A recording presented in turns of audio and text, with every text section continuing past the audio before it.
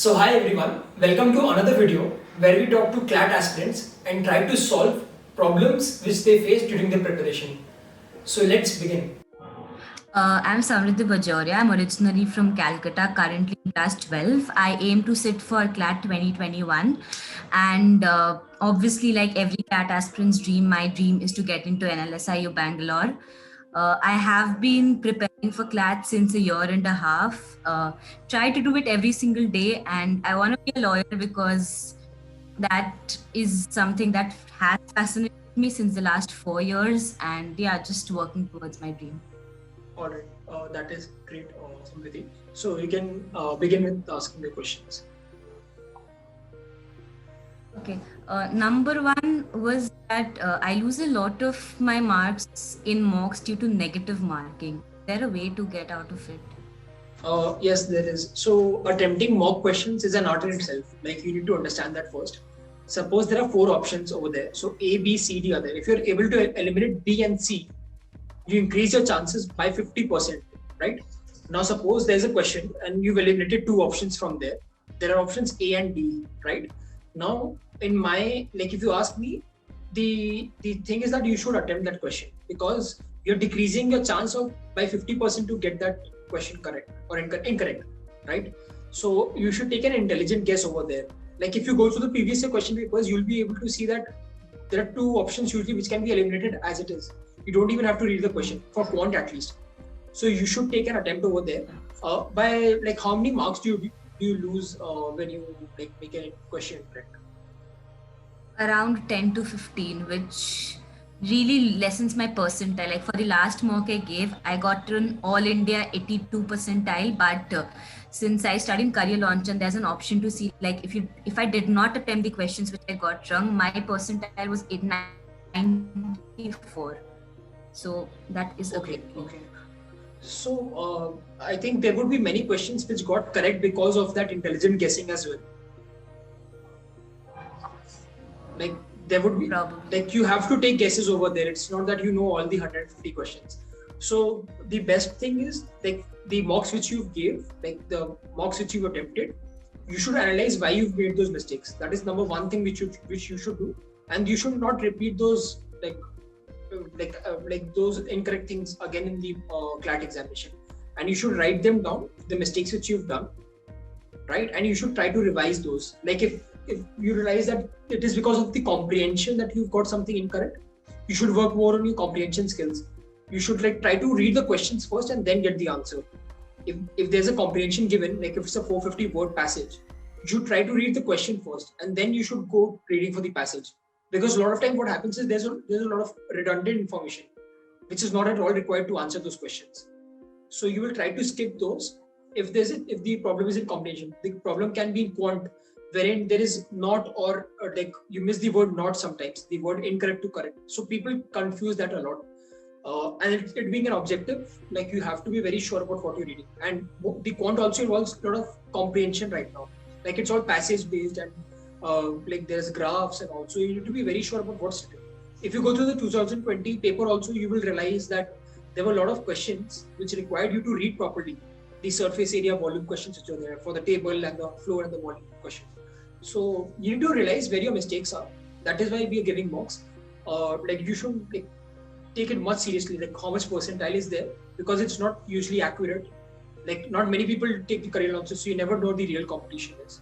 So you should like worry more about what the mistakes you're making, try not to replicate it. Another thing, since you said about the paragraph thing, one of the strategies that I adopt during my mocks and it has worked out for me perfectly in order to save time is I do not go through the entire passage during current affairs. I just go through an overview, know about the topic, and obviously because I don't think there's a need for that, and then attempt the questions. Correct. In the CLAT 2020 paper, there were one or two questions which did require comprehension from the passage. So is it kind of necessary to go through the entire passage when you're attempting the GK section? Okay, so it varies question to question, but like the strategy which I had like told you about this in the earlier this thing, that you need to read the questions first, and then you will realize whether you need to read the entire passage or not. Like when I was attempting the questions, what I used to do was like I used to read the entire passage. Then I realized it's not at all required. Like if you read the questions first, you will realize whether you need to read the entire passage or not. Sometimes it happens that you can just out of pure knowledge you are able to answer, so you don't need to read the entire passage. But there are sentences, like questions, which need to lead you to like read the particular sentences. So like there are particular questions which need you to require, like you need to read that passage. So you can take that call over there, but you should read the questions first. This has worked for me a lot. Oh, okay. And coming to the GK section, I really have a hard time trying to find out which topic is actually important enough. I think this happens with a lot of aspirants this year, considering we just have 5-6 significant events that come instead of a lot of events that come for the paper. So I have a hard time actually deciding and decoding which event is important enough for me to read about the history, geography, everything about it. Correct. So actually the problem is like with all aspirants for that matter, like this field is very vast, like the general knowledge and the current affairs section, it's very vast. So it's very difficult to analyze. Like in 2020, there were a lot of questions which were not necessary at all, like asking about particular values. So it's just to like confuse and like to hit your confidence basically. It's a competitive examination in the end of the day. So they want you to get involved, like your brain will be over there wondering why am I not able to answer.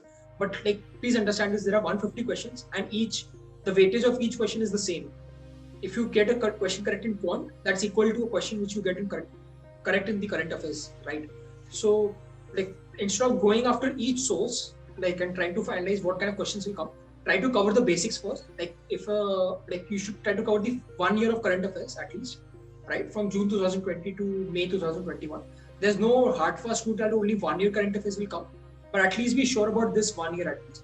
And a lot of questions come from the second half of the year, from Jan, Feb till May, because they know that aspirants will be covering for boards and the serious aspirant would still be covering those current affairs. Like a lot of non-serious would leave it as it is for the board examinations. So you need to be very aware, like during this phase, like the January, Feb, March phase when the questions would be coming. And there are a lot of questions which are there to just bother you. I would not say that wasting a lot of time would be a healthy strategy over there. And reading the previous question paper, reading the previous question paper also gives you a hint or the boundary of like the question setting, like what kind of questions. Yeah, exactly. Like when I wrote down the previous year GK topics, I realized that all of them are very, very significant, well-known national events. But considering that CLAT is a unpredictable exam and they may as well give you topics which are not as predictable and not as looked forward to by many of the aspirants. So it kind of, when you're reading a topic, it kind of puts you in a position that just in case if this comes, do I read about it as well? So if you just come across a topic while reading the newspaper and you're not very sure if it is significant enough for you to read the history and geography about it as well. So what do you do? How do you determine this topic? So it depends. Like I use this term a lot, ROI, return on investment. Suppose you are spending 4 hours in like a week to try to cover these questions, but then there's a loss over here. Like if you invest those 4 hours somewhere else in quant practice, you increase your chances of getting that question correct. But you're literally wasting your time over here because it might not come. So control the controllables. Like you said, the national news which is coming. If you go through the previous year question papers, you will realize that they cover the national news, something about the international bodies like the UN, or about economic groups, about groupings G7, G11, something like that. They cover a lot of, because you are like going to become a lawyer, so you should be generally aware. Like the United Nations system is there. There are different groupings like RCEP or SAARC is there, right? RCEP is like the Regional Comprehensive Economic Partnership. So you need to be aware about the international groupings. You can just Google them up and read upon it in YouTube. That's completely okay if you have it. So international groupings which are there, then the national news which is there, the WhatsApp privacy issue is there, news related to the act or laws, articles which are there, Article 21, right to privacy is there. So these are very basic topics which are repeatedly coming in the news in some form or the other. Like the WhatsApp privacy thing is related to Article 21. They can relate it over there. So you know if it is coming again and again on the national level. State news doesn't come. If they ask you who is the chairperson of this particular committee, I don't think you should not waste, I would use the word term, invest your time over there, because it will not give you sufficient output. The returns are not there. So think your terms in in terms of a business. Basically, you invest your time there where you get the output, right? Yeah, fair enough. Another thing is that for aspirants also aiming for ALET and SLAT and other law entrance exams, there will still be topics from random things that happened in the country over the span of the last year. So even though you still need to study significant topics just for CLAT, you do need to go through those side topics for the other law entrance exams. So how to maintain a balance between that? See, so really as far as ALET SLAT GK. As far as I can gauge you, I think you're on a very good foot considering your preparation. Like the kind of questions you're asking, it's like intelligent enough. So I would rather ask you to pay focus on CLAT only, not on other examinations, because I have made this mistake. I've tried to juggle between 4 exams, and in the end I got none because because the pattern changes drastically. CLAT asks you to be very comprehensive, like reading an analytical based approach. You need to have that. But other examinations, they might need to you need to mug up those current affairs and GK, those static parts. Exactly. So you will be diverting your goals and your energy. Rather, be very pinpointed with your approach, be sharp and focused about it, and spend time over there. But if you want a hack on how to approach these exams, just for as a backup plan, you should do that. What you should do is go to the previous year question, which was similar to the CLAT one, and read the syllabus of it. Syllabus is done. Read the previous year question papers, and based on those previous question paper, you can go to any current affairs magazine which is online. I wouldn't recommend any because I haven't gone through it, but you can go over there, download the 12 months current affair, and just glance through it. Right. If you've read the current newspapers daily on a daily basis, you'll be able to relate it. What usually happens is that aspirants try to mug it up. Like farm laws are there are 3 farm laws, they'll try to remember the features and all. But if you've read the newspaper daily, there will be a timeline, a story stamp in your head. It will be easy. Like there are different blocks in your head right now. If you take up some static part, you can just place it in that block. Right. It will be easier for you that way. If you have a story, right, if I ask you what is the sequence of events for the farm laws? First, the law was introduced, then the farm laws protested, then there was the road rally, then the Republic Day fiasco which happened. So there's a timeline in my head right now. Similarly, if I read the static GK part, if someone, for example, this question will never come, but who was the head of the farmer agitation protest on the farmer side? So I know I can put that up in that story block of mine. So people try to mug this up. If you have a storyline clear, and if you can explain it to someone, you know that you're on the right path. So don't divert. Focus on CLAT first. And how many days gap are there between the CLAT and other examinations this year? I think a week or 2. Okay. So if you've read the newspapers properly, you should be able to do it quickly, right? And you can go to any YouTube channel and just brush up your current affairs within a couple of days. Watch the videos on 2x, and then for those examinations, just download the static GK Park and revise it. But if you see that there are not a lot of questions which will be coming, suppose 5 questions or 10 at the most, I don't think it's a very healthy strategy to invest your time over there, because there's a lot of mugging up. Rather, you should invest your time somewhere else where it gives you sufficient output. Another thing was that I have been reading just the Hindu throughout my preparation, not resorting to any other newspaper. I just resort to other editorials when I'm searching up significant events and their editorials pop up throughout the Google search. So is the Hindu sufficient as well? Because I've heard a lot of aspirants also resorting to the Indian Express articles, the Times of India and things like that. So I've covered this topic very extensively on one of my videos on the YouTube channel. It is a very simple calculation. If you've read the Hindu, that's completely okay. If you've read the Hindu, if you're reading the Hindu, it will at least take you 1 hour. If you're reading the other newspapers as well, it will be 2 more hours, correct? So there are 3 hours which is gone in reading the newspaper itself. You need to revise those topics as well. So if you calculate on a monthly basis and on a 6-month basis, it is not a very healthy strategy because you'll fall short on time always. And why do we read the newspapers? It's not to cover up the current affairs. You just get the overall gist. You don't prepare heavy, extensive notes from the newspaper. You need to refer to Google. The newspaper helps you build a timeline in your head. It improves your comprehension and reasoning ability when you're reading the editorials. But you need to supplement it with the Google search also. Like you said, you search for other editorials to get another perspective. So that is a very healthy strategy. there's a myth which is going on in the market that you need to cover 2-3 newspapers. It is very difficult. When I was preparing for my UPSC examination, it's not at all possible. Like, when will you cover other aspects of the syllabus? So covering one newspaper is good. From that newspaper, you know the important topics. On a yearly basis, there would be around 30 to 50 topics which will be very, very important.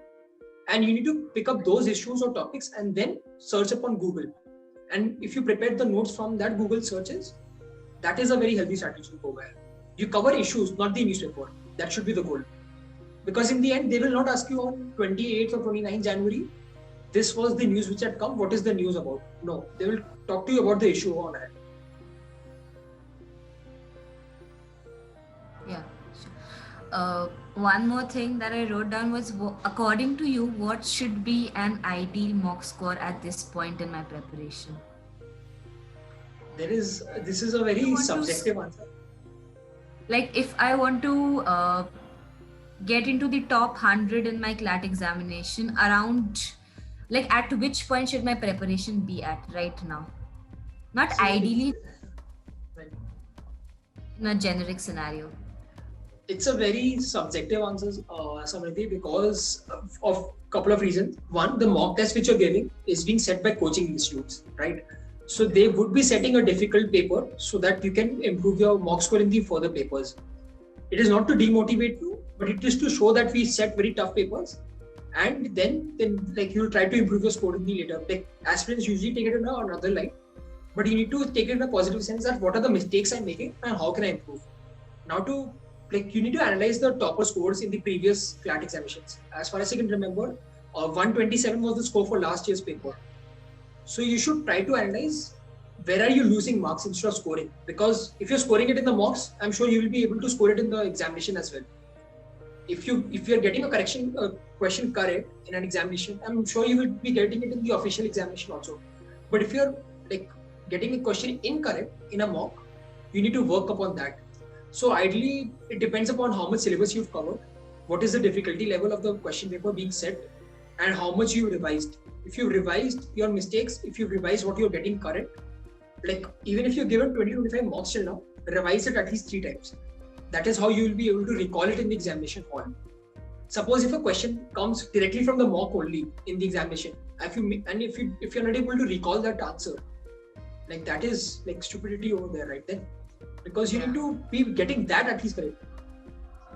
So there's no fixed number, but aim for as much syllabus you can cover, how much you can revise that more, and you're decreasing your mistakes. If you decrease your mistakes, the marks will automatically increase. Like you said that you're losing marks when you're making the negative. Try to analyze why are you getting that negative. That will help. And cover your syllabus. Then I cannot give a fixed number. Yeah. As you said, looking at topper scores, when I look at topper scores in my mock, some of them are like 147.5 out of 150, which... Please don't go on that. It will play with your mind. It will play with your mind. Yeah. That kind of just pulls down the entire morale, that people are scoring a 147 out of 150 somehow in mocks. Suppose, Samriddhi, imagine you're giving an online mock, I presume. Like, yeah. Because you're able to analyze everything. The examination setting will be an offline one.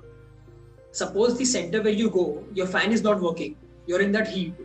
Even if you score 147 in your mocks, it is possible that you lose morale over there. The conditions might not be favorable for you. Can happen. Like, I've given a lot of government examinations where the table and chair were broken. You have to make those OMR sheets. You have to fill those OMR sheets, right? Mm-hmm. And if the table is broken, you're not able to fill those holes properly. And the teacher who's on invigilation, there are 2 teachers, suppose, in a classroom, and they both are talking. So you need to replicate more of the exam-like conditions. It matters a lot. Practicing, like net practicing and playing in the field are 2 different things. And you're giving an online mock, which is computer based. If you move to the offline world, the conditions change drastically. So there's a lot of difference. So don't go on those marks. It will play with your head. See, because you're thinking of this, that this topper is scoring 147. It might happen that they're giving an online mock from the vicinity of their home, or they're at their home only, and someone's helping them.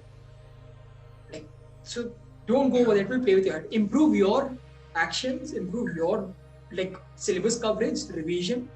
It will come out beautifully in the examination, the offline examination. If you revise it well, it will be crystal clear. But if you just read it once, revise it once, it will not be there. Like I have seen this, like when I revised properly, I knew in which page number, where had I written that notes. I could clearly see it in my head when the examination hall. But exams where I didn't revised, I was blank. I was like, यार मेरे को पता है क्या, मेरे को recall नहीं हो पाता इतना problem. So you need to be like on point with the revision game. Like revision and mock analysis, these two are very crucial things. You've read the previous year question paper syllabus. Like I drew this diagram on my Instagram page also. The previous year question syllabus is the base. Then I saw that. You posted it on your stories as well. Correct. Previous year question paper syllabus, it's like a pyramid. If the foundation is weak, you'll never be able to like build that pyramid of yours. So previous syllabus, previous year question papers, the theory which you have studied, then the revision of the theory, and then mock. And then 1% is there, like plus minus is there, but this is something which you can work upon. If you've done that, you've like already you're ahead of 90% of the people. Like there are many aspirants I've talked to, they haven't even downloaded the syllabus yet. They're just banking on coaching institutes who are telling them stuff on YouTube channel. So similarly, you'll be following that advice only, right? See, I'm not discouraging those coaching institutes. It's their job. Like if an article comes from the Indian Express, they will say, I told you to read the Indian Express. But then think about from your point of view also. You have to study for your boards. You have 24 hours. You have to revise that as well. You have the social media also as a distraction. So things change a lot. Ideal conditions and like the real life conditions are totally different. So let's be cognizant of that and then base your strategy upon those things. Fair point. Other than that, like just one problem I've been facing generally since the last 2 months is lack of focus and motivation a bit. Like when I started off my preparation, obviously everyone starts it off with a high momentum. That is where I was at also. But then as I kept moving ahead, I could not study for a week or two in between, and I felt like really back on my current affairs, not on the newspaper reading. I do cover my newspapers every day, but the analyzing of certain significant topics, I am currently a little behind on that. So just having a backlog actually tells your mind to like, it's okay, there's a lot to cover. So that just getting up to study and covering all of that becomes a little difficult. Obviously, I've been getting better at it through the last 3-4 weeks. But what is that one thing I should constantly be doing to motivate myself when I don't feel like getting up and covering something? Okay, there are 2 words. If I want to sum up my answer in 2 words, one is Kaizen. That's Kaizen, Kaizen, right? So Kaizen is something that you need to break your goals into the tiniest form possible. Like if I have to go to the gym, what's the tiniest goal like I can do for that particular task? I will take out my shoes, I'll wear my socks. Yeah. So similarly, you need to write that down. I still carry my notebook and diary everywhere. Like I have passed my class 12 back in 10 years back. But say I carry a notebook and a pen with me everywhere. I write things down. And then I break the task into the smallest, tiniest thing possible. Right. And then I start on executing those. That's the only goal. And to be like, this is like you're moving on the path, how to move on the path. But like you said in the beginning of this conversation, you want to go to NLSIU Bangalore. Your vision, this dream should be very crystal clear. Like write it down and or like stick it somewhere, wherever you study, and remove whatever distracts you. You know what? Starting something has more difficulty, and once you're on that path, it's easier. The friction decreases. If you're a science student, you will understand. Static friction is greater than kinetic friction. Yeah. So to start things is like difficult, but once you're in that momentum, then making that momentum is necessary. So break anything you want into tiniest thing possible. Like even if you want to drink water, get up, move your hand towards that glass of water. That lethargy will go away. And like momentum is necessary. Don't like avoid social outings right now if you're going anywhere, because that breaks your momentum. Like social media is not a distraction for me. I am on social platforms, but I don't use it as much, more than 10-15 minutes a day. There are no distractions as per such. It's just the procrastination thing that's been going on since. That is basic human behavior. That's not your fault. Yeah. Like, don't blame yourself for that. That's basic human nature. And like, don't be harsh on yourself. Like, if you are achieving something, a goal, a milestone, treat yourself, but then come back to like this cycle will never end. It will go on till your last breath. Like I used to think that I'll clear class 12, I'll clear the examination, all will be well. Nothing like that. It's like a cycle. It's a myth. it's a myth. So like just don't 12th go into खत्म it. कर लो फिर मजा ही मजा है. Nothing. I have been there like 10 years back. ऐसा कुछ नहीं होता ऐसा कुछ नहीं. You move to the next level and there's no end to the level. So don't go over there. Just be focused on that particular action. Like for me right now, giving you advice is the only action which is important to me right now. Once that is done, I move on to task next. And for that, I maintain a diary so that don't get deviated. What task do I need to do? And then Yeah, this task thing, what I do I also create to-do lists the previous night. Yeah. But one thing with my to-do lists is I make them way too ambitious. I'll cover this the next day, I'll cover that the next day, and it just becomes way too ambitious. But I think that kind of helps me, because if I see that there's a lot of things I need to do, I like stop wasting time then. But then at the end of the day, if I am unable to complete my entire to-do list, it kind of makes me feel that I haven't achieved anything at all. It was a very unproductive day. Like try to have this goal of achieving 60 to 70% of whatever you are able to. If out of 10 tasks you are able to do 6, like pat yourself and like you are on the right track. Because people like are not able to do that also. So you need to be headed towards the right direction, but you need to take baby steps. Don't be harsh. Like you don't plan to run 10 kilometers in one go. Just take small steps, but make sure that you're going towards it. That momentum is necessary. 60 to 70%, you're on the correct path. Okay. I will adopt this strategy of taking baby steps and writing the tiny things. The word is Kaizen. It's a Japanese word. I read about this like last year only. Kaizen. Like you should be ashamed. Like it should be so small steps that you should be ashamed that what am I doing? What am I writing? But it should be so small that you can just do it easily. So like wearing socks is so easy, but then going to the gym is difficult, right? Don't think about the bigger goals. Like you said, LNSIU Bangalore, have your eyes set over there. But then what can I do so that I get into LNSIU Bangalore? You ask yourself that. You know that you have to get clear through CLAT, right? How do you clear through CLAT? By decreasing your mistakes and increasing your marks. How do you do that? By analyzing your marks. You go the reverse fashion always. That will help.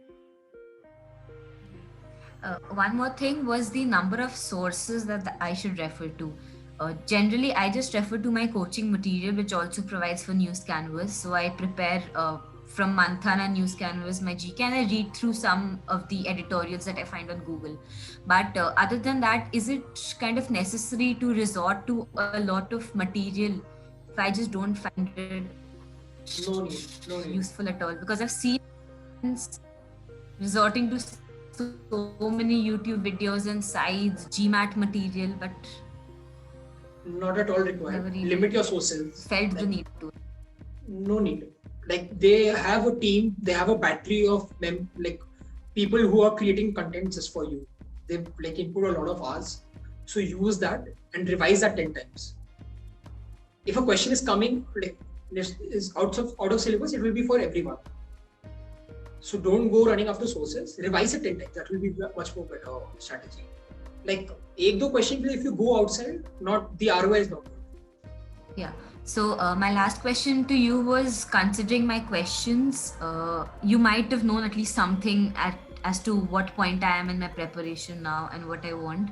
So what would be one general piece of advice from you to me as to what I should do more or what I should stop doing in order to obviously crack CLAT? Okay. So I'll mention it point-wise, and this is what I've observed over this call. First is, like, you have a good command over English, but please don't leave it to practice. Like, just don't leave it. Practice a lot of English comprehensions, because what happens is, having command over a language and attempting those questions in the exam like condition is completely different. So if you're able to get it correct, like that's a thumbs up from my side, but like don't stop practicing. That's one. You have good command over English, so that will help. Like you have good vocab also, from what I could infer. That will help you in your comprehension. So you can take care of that. For quant, you're from the commerce background or are you from the science background? I had science till class 10, but right now I have humanities with maths. Okay, that's okay. So you should have sufficient practice for maths, because since humanities you might not be having maths. That can be a very good jump for you, because there are many students who leave maths and they don't want to practice maths because I don't know for what reason, but maths is easy. Like if you've done it till class 10 level, you'll be able to manage. That's one. Second point which I would want to mention is that don't be harsh on yourself. Like all aspirants go through this. It's just because you're restricted to yourself. You're at your home. You're not seeing others preparing. I have prepared like for good 2 years. It is a very general notion that you want to beat yourself, that you're not like, I do this. I set 10 goals for the day and I'm only able to achieve 4. But I know the ones which I'm achieving will help me like sleep peacefully at night. Those are the very important ones. Like there's something called the 80-20 rule, or the Pareto's rule. So Pareto's law. So if you're able to do those 20 tasks which lead to 80% of the output, like do that. You should focus on important, not just urgent tasks. There's important and urgent, important and not urgent, not important and urgent. So divide that. There's a quadrant kind of thing. Just search that on Google, important and urgent. Just don't focus on urgent tasks. Focus on like important tasks and urgent. Important and urgent, both should be there. They should satisfy both conditions.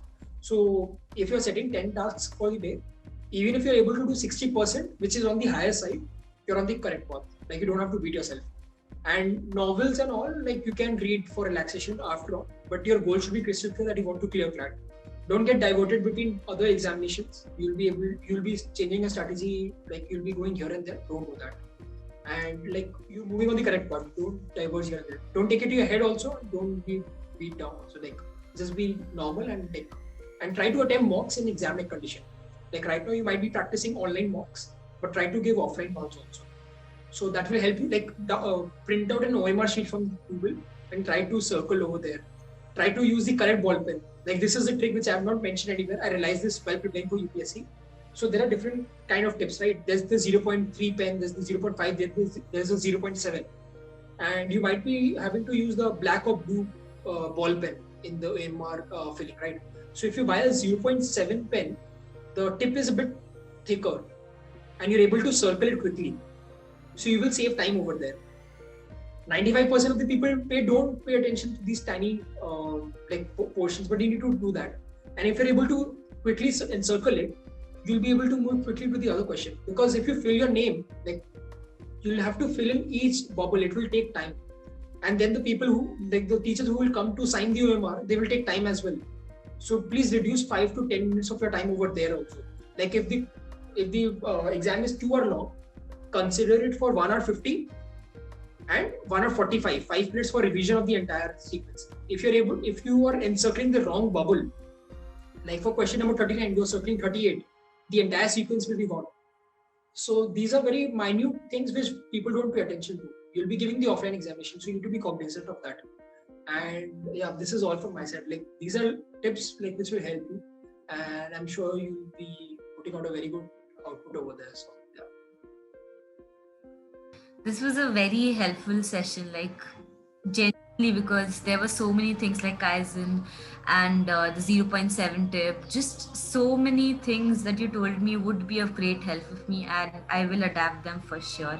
Thank you so much. I think I really needed this one-on-one advice to move ahead. No problem. I'll give you another tip. I just remembered that before attempting the examination, like it's a continuous paper. There's no parts in it, right? So you'll have to attempt the 2 hour long paper in a one go. So what you can do is you can have coffee powder as it is, or carry some chocolate in the examination hall and have it before the examination. So if there's increased glucose in your body, it helps you think faster. Suppose try this out before. Try it before the examinations. If you have glucose in your blood or coffee, the caffeine is there, it'll help you. Because what will happen is, like, you are a good aspirant, you'll be covering and revising everything beforehand. But a lot of aspirants, what they do is, I used to do this, like one night before, I had to cram up and revise whatever I had left out. So having coffee or glucose in your head, like, it helps you a lot. So you can try that as well. Just try this once or twice before giving any mocks in the home-like condition, then do it. If you have glucose, it helps you think faster and quicker. I will try this for sure. In the next mock I give only. For sure. All right. It was a pleasure. Thank you so much. No problem. Same. All right. Thank Take you care. so much. Bye-bye.